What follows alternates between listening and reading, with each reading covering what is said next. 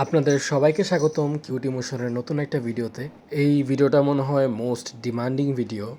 আপনারা সবাই আমাকে বলতেছিলেন যে কুলফির লাইফ স্টোরি নিয়ে একটা ভিডিও দিতে। আসলে আজকে আমারও যেমন মনটা ভালো না, কুলফিরও মনটা ভালো না। কারণ বাংলাদেশে যা হচ্ছে আর কি, স্পেশালি নোয়াখালী, কুমিল্লা, চট্টগ্রাম আর ফেনী এলাকার মানুষের উপর দিয়ে একটা ভয়াবহ দুর্যোগ যাচ্ছে। আমরা যারা ঢাকায় থাকি আসলে আমরা দোয়া ছাড়া কোনো কিছু করতে পারতেছি না। যতটুকু সামর্থ্য ছিল সে সামর্থ্যের মধ্যে সহযোগিতা করার চেষ্টা করতেছি। আপনারাও প্লিজ চেষ্টা করবেন যেন একজন আরেকজনকে সাহায্য করতে পারেন। আর আরেকটা কথা, কুলফি একদিন বলছিল, আমিও বলতে চাচ্ছি যে যদি পারেন নিজেদের যান বাঁচানোর পাশাপাশি এই অবলা পশু পাখির যানগুলো একটু বাঁচানোর চেষ্টা করেন।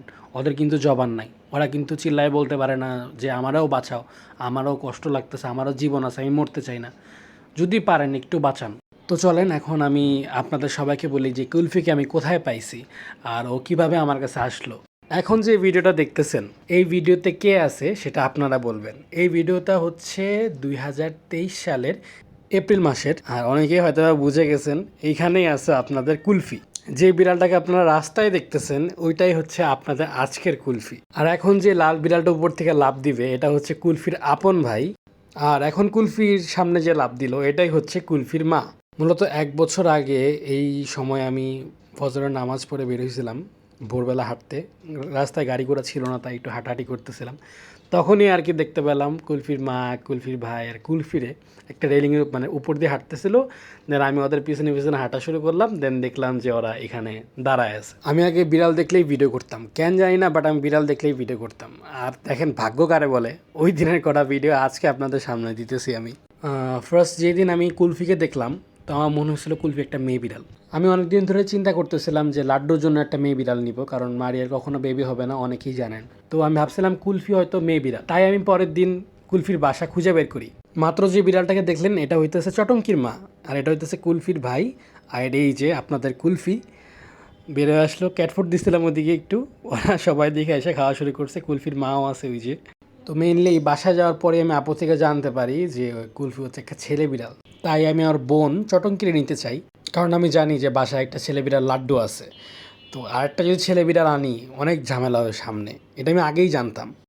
দেন আমি শুধু চটঙ্কিরে আনতে চাই, বাট আপুটা বললো যে কুলফিরও যেন নেই, কারণ কুলফি আর চটঙ্কি আলাদা আলাদা ঘরের সন্তান হইলেও ওরা একদম আপন ভাই বোনের মতো সারাক্ষণ একসাথে খেলাধুলা করে। আর যদি আমি কুলফিরে না নেই তাহলে কুলফিরে কাটাপন দিয়ে দিবে। আমি তখনও আনতে চাইতেছিলাম না, বাট আমার আম্মু পরে ব্যাপারটা দেখলো। দেখার পরে বললো যে দুই ভাই বোন একসাথে থাকে, অসুবিধা নাই, নিয়ে নাও, কারণ একজনের আনলে আরেকজনকে কারে দিবে বা কই যাবে আরেকজন, দেখা যাবে পরে দুই ভাই বোনই কষ্ট পাইতেছে অনেক। ওই আপু আমার বলছিল যে তুমি যদি দুজনরা একসাথে নাও তাহলে দেখবা যে তোমার একটু কষ্ট হইতেছে না, কারণ নতুন একটা বিড়াল অন্য জায়গা থেকে আনলে ওর তোমার পরিবেশের সাথে মানায় নিতে ওর একটু টাইম লাগে, একটু ওর অ্যাটেনশন দেওয়া লাগে।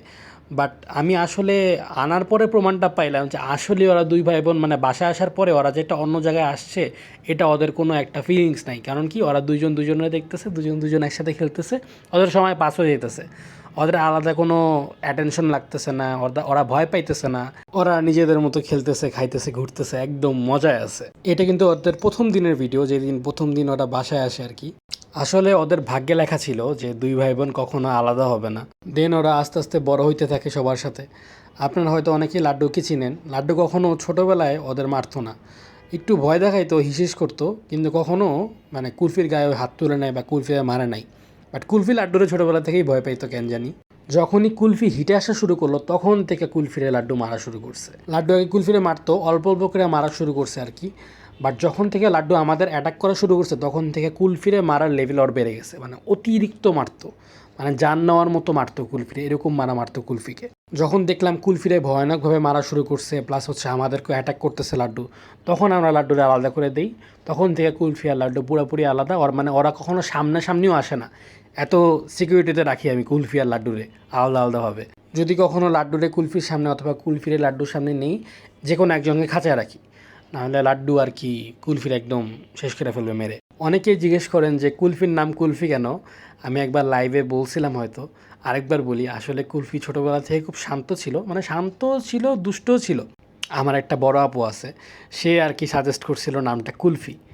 তো ওই নামের সাথে কুলফির বিহেভিয়ারের অনেক মিল পাইলাম, দেন ওই নামটাই আর কি লিখে দিলাম কুলফি।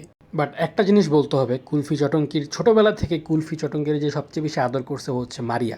মারিয়া আজও পর্যন্ত কখনো ওদের দুজনকে মারে নাই। কুলফি চটঙ্কি যখন ছোট ছিল তখন একটা জিনিস আমি নোটিস করতাম, যে যখন আমি কুলফি চটঙ্কিরে খাবার দিতাম, মারিয়ারে খাবার দিতাম, ওরা বাচ্চা ছিল তো ওরা তাদের নিজেরটা শেষ করে মারিয়ার খাবারের প্লেটের সামনে গিয়ে মুখ দিত না, চুপ করে বসে থাকতো। তখন মারিয়া দেখতো যে ওরা বইসা আছে, তো মারিয়া নিজের খাবারটা রেখে ওদের দিয়ে চলে যেত। মারিয়া ছোটোবেলা থেকে ওদের সাথে খেলতো, করতো। বাট চটঙ্কি চটঙ্কি তো মেয়ে, তো যখন চটঙ্কি বড় হওয়া শুরু করে তখন লাড্ডু যেটা কুলফির সাথে করছে চটঙ্কি ওটা মারিয়ার সাথে করা শুরু করছে। বাট লাড্ডু যে জঘন্যভাবে মারে কুলফিরে, চটঙ্কি অত জঘন্যভাবে মারে না, বাট মারে। মারিয়া সবসময় বাচ্চা বিড়ালদের অনেক আদর করতো, মানে মার মতো আদর করতো, কারণ মারিয়ার তো কখনো নিজের বাচ্চা হয় নাই। তো এটা আমি আজ পর্যন্ত আমরা জানি না যে কেন ওর বাচ্চা হয় নাই। হয়তো বা ছোটোবেলা থেকে মারিয়া খুব ইনজুর্ড হয়েছে। একবার বলছিলাম যে মারিয়া ছোটোবেলা থেকে অনেক কিছু সহ্য করছে, হয়তো বা এই জন্যই নিজের বাচ্চা নাই, তাই মানুষের বাচ্চারে খুব আদর করে। শুধু বাচ্চাদের বেলায় না, ও এমনিও অন্যান্য বিড়ালের সাথে মারামারি খুব কম করে, মানে করেই না বলতে গেলে। থাকে না মেয়ে বিড়ালের সাথে মারামারি করে, ছেলে বিড়ালের সাথে মারামারি করে। মারিয়া কখনো কোনো বিড়ালের সাথে নিজে থেকে মারামারি করতে যায় না, সবাই ওরে মারে। আমি একটা জিনিস দেখি, সবাই ওরে মারে। মারিয়া খুবই শান্ত, মানে আমার দেখা সবচেয়ে শান্ত বিড়াল হইতে পারে মারিয়া। কুলফির আরেকটা ঘটনা বলি, ও যে আমার কত বড় একটা উপকার করছে। আমার লাইফের সবচেয়ে বড় বদভ্যাস ছুটানোর পিছনে কুলফি ছিল। অনেকেই হয়তো জানেন একটা গেম আছে, সেই গেমটার নাম হচ্ছে পাবজি, অনলাইন গেম। তো 2022 থেকে 2023 সাল পর্যন্ত আমি পুরো এই গেমটার মধ্যে আসক্ত ছিলাম, পুরি মানে অনেক খেলতাম এই গেমটা। তো মেইনলি কুলফির জন্যই আমি গেমটা বাদ দিই। তো আমাদের বাসা আগে ক্যাটপ্রুফ ছিল না, তো একটা বারান্দা ক্যাটপ্রুফ করতে মোটামুটি ভালো অ্যামাউন্টই লাগে, এটা যারা করছি আমরা তারা জানি। মারিয়া আর লাড্ডু যখন আমাদের বাসায় ছিল তখন আমাদের বাসা ক্যাটপ্রুফ ছিল না, কারণ ওরা লাভ দিত না, জানলা দিয়ে পড়ার ওদের কোনো পসিবিলিটি ছিল না, কারণ ওরা বড় বিড়াল তো, ওরা একদম কর্নারে হাঁটতোও না। বাট আমি 2 দিন দেখলাম যে কুলফি কর্নারে হাঁটতেছে, আর একদিন তো মানে পড়তে পড়তে পাচ্ছে এরকম, মানে আমার সামনে চোখের সামনেই, মানে নিজেই পড়তে পড়তে পাচ্ছে, আবার উঠে গেছে। ওই দিনই চিন্তা করে ফেললাম যে দায়িত্ব যেহেতু নিছি, অবহেলা করা যাবে না। আমি আমার পাবজি যে গেম আইডি ছিল ওইটা সেল দিই, সেল দেওয়ার পরে মোটামুটি একটা ভালো অ্যামাউন্ট আসে। ওই অ্যামাউন্ট দিয়ে আমাদের বারান্দা তো অনেক বড়, তাই অনেক অ্যামাউন্ট লাগতো ক্যাটপ্রুফ করতে, তো ওই অ্যামাউন্টটা দিয়েই মেনলি আমি আমার পুরা বারান্দা ক্যাটপ্রুফ করি।